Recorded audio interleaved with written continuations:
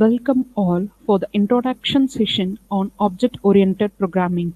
In this session, we are going to see some basic concepts related to programming languages. So, what is a language? Why do we need a language?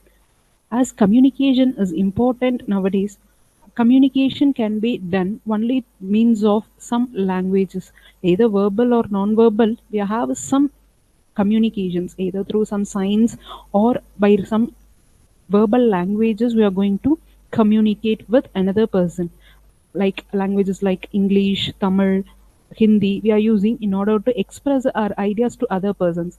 So if the other person correctly understands what we are explaining, then they can able to do what we ask them to do.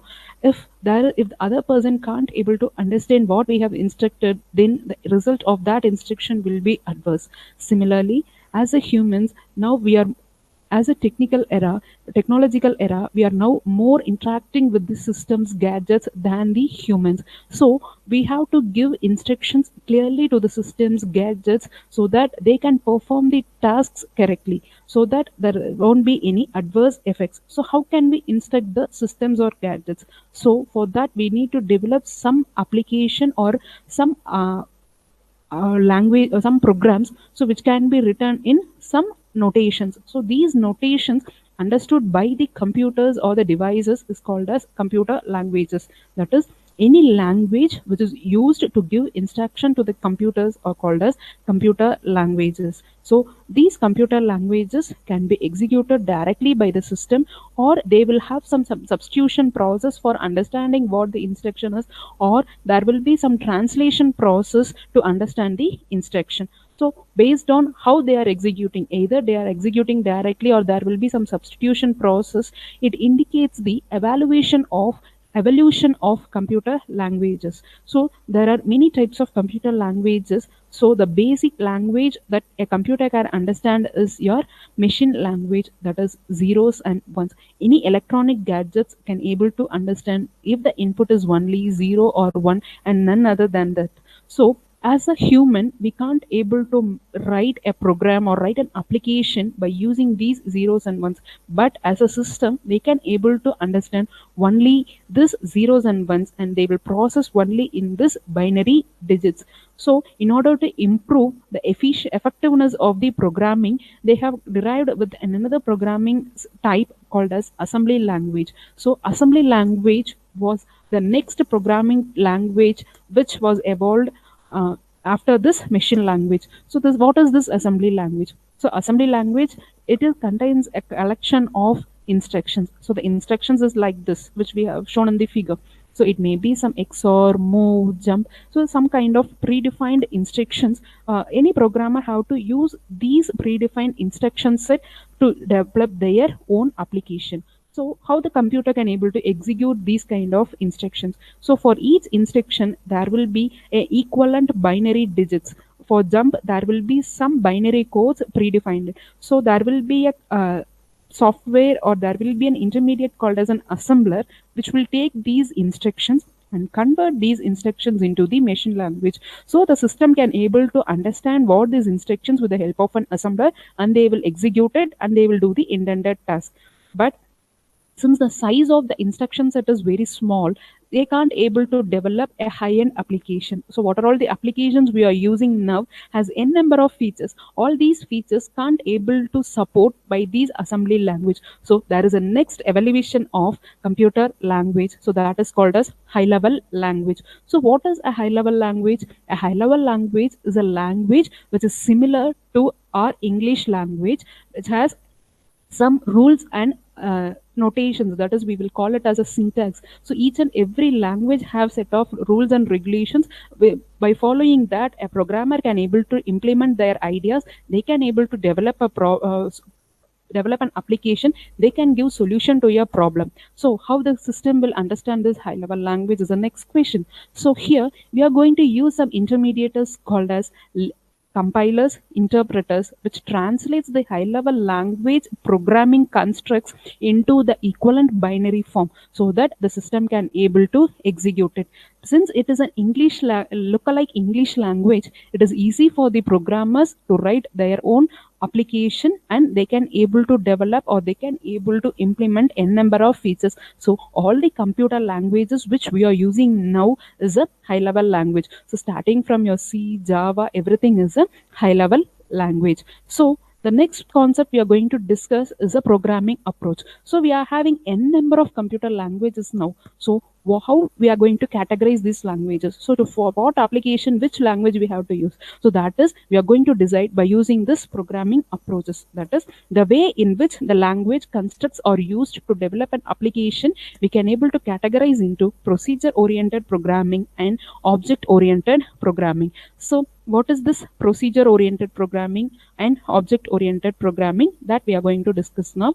So first is procedure oriented programming. Here everything is based on the procedure oriented. So procedure plays the major role. So what is a procedure? So procedure is nothing but it is a function. What is a function? Again, it is a collection of instruction. So collection of some set of instructions to do a particular task, it is a function, and this function is nothing but we will term it as a procedure. So in procedure oriented programming, we will write n number of functions, and each function will do a intended task, and there will be some main programs. So in this we can able to specify the order of execution of these functions, and all the data will be common for the functions. Each and every function can have their own data and some data in common. So that common data will be accessed by all the functions. So this is the overall idea of procedure oriented programming.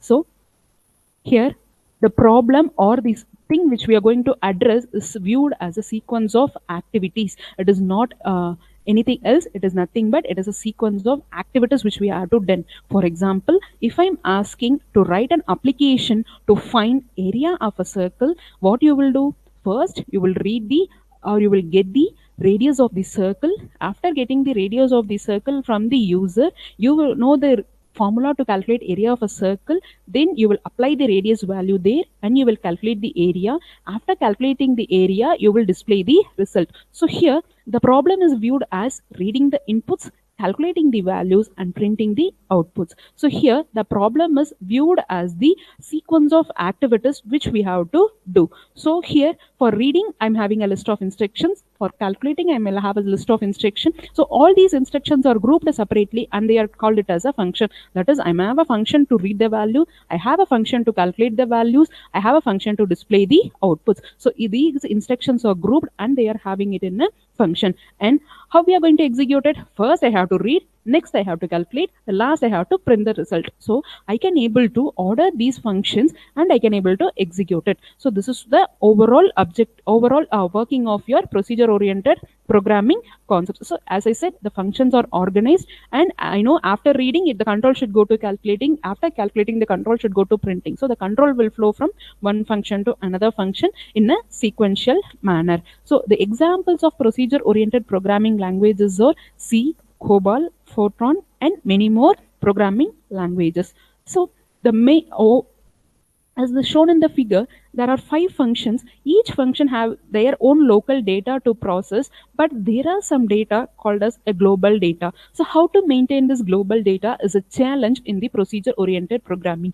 All the functions have equal rights to access the global data, and every function can able to change it. I can't able to manage which function has changed the global data, and I can't able to restrict some functions in accessing that. For example, if I'm going to simulate our examination system in procedure oriented programming, my subject's result, either pass or fail, or the scores can be, if I assume that as a global data, if function 1 is a student executing function, that is view score. If so function 2 is a faculty executing, both can able to access the data, they can able to view data, they can able to edit. I can't restrict the student in changing my score. So that is what the problem with the procedure oriented programming. I can't able to control the access of global data. So if unauthorized person access the global data and make changes, it produces some inconsistent result. So in order to overcome this, we are going to have some other approaches. On the glimpse, procedure oriented programming is nothing but it emphasizes on doing things. That is, what are all the activities we have to do, that is what the main thing, and how to secure the data is not concentrated here. Here, large programs are divided into smaller functions, and each function is implemented separately. So each function can able to access the shared global data, and they can able to modify it. Here, the data is moving along all the functions. There is no restrictions. So here we are going to follow a top-down approach. That is, large programs are divided into small functions, and we are going to implement each function separately. So this is the overall idea of procedure-oriented programming. So as you know, here management of the global data is complex. So in order to protect these kind of data, we are going to the next programming paradigm, that is called as object oriented programming paradigm. Here we are going to remove what are all the drawbacks we have identified in procedure oriented programming. The main drawback we have addressed is management of the shared data or the global data. So here data is the critical element, and we can't allow these critical data for all the functionalities available in the system. So here what we are going to do is we are going to tie the data with a certain functions. Only that functions can able to manipulate the data, and the remaining functions can't able to access the data. That is what the approach we are going to use here. So since the data is tied to only a set of functions, the remaining functions can't able to access the data, so that they cannot be able to modify it. So accidental modification of the data can be prevented. Here every part we can call it as an object. There we are decomposing our problem into functions. We are breaking a larger problem into functions. In object oriented programming, we are breaking the problems into objects. So what is an object oriented programming? As I said, we are going to break down into objects. So what is an object?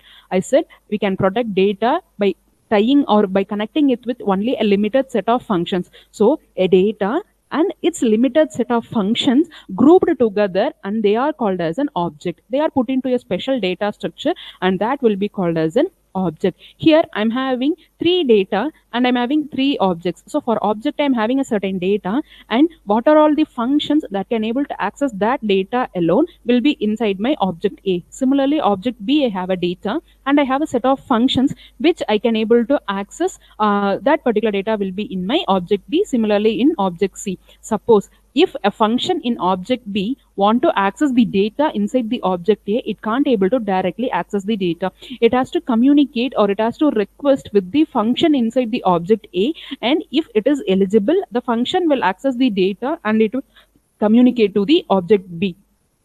So no function can directly access all the data. Only the functions which are tied with that particular data can able to access. All other functions can able to request to their corresponding function within the object. Through that function only they can able to access the thing. For example, if object A is a faculty, object B is a student. If object B, that is a student, want to see the score, they have to give the request to this faculty system. They have to get the score, and they can able to only view it. They can't able to modify it. I can able to provide some kind of data security by using these kind of object implementation. So that is what the object advantage of object oriented programming. So on the glimpse, here emphasis or importance is given to the data rather than the functions. Here the programs are divided into objects, and each objects are tied to the functions they are operating on, and they both put together into a special data structure. The functions in another object cannot able to access the data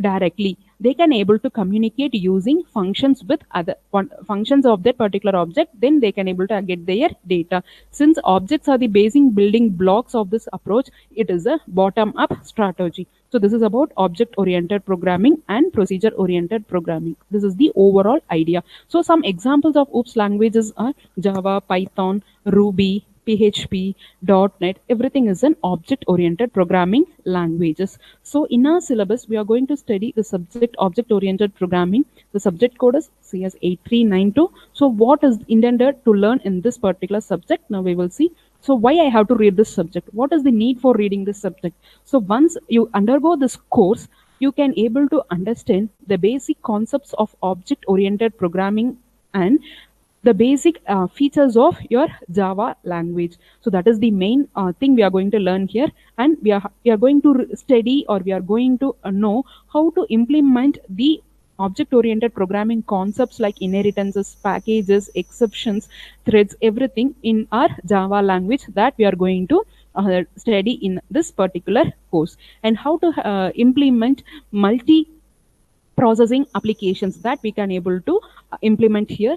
And as of now we are seeing only a simple black screen which reads the input, which displays your output. But in our Java language, what we are going to see is how to develop an attractive UI, that is with a lot of colors, images, buttons, text boxes. How we are going to develop an application by using these kinds of things also we are going to study in this particular subject. So unit 1 deals with introduction of OOPS and Java fundamentals, that is what is object oriented programming language or object oriented programming concepts, and what is Java, how the Java program looks, how to execute a Java file, and what are all the data types available, what are all the operators available, how to create an array in a Java. So everything we are going to discuss in our unit 1. In unit 2, the important object oriented concept called as inheritance, that is we are going to discuss in our unit 2. And in unit 3, we are going to do some process called as exception handling.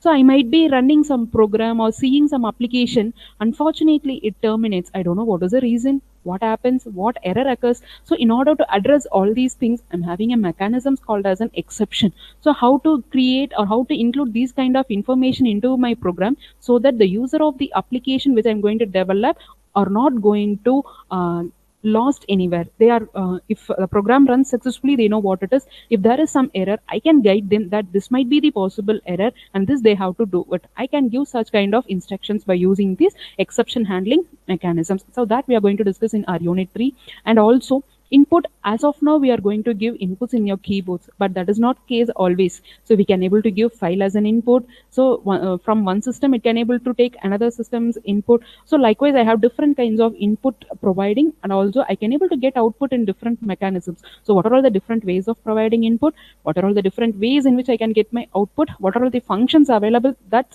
in Java to support all these kinds of input and output activities, that we are going to discuss in our unit 3.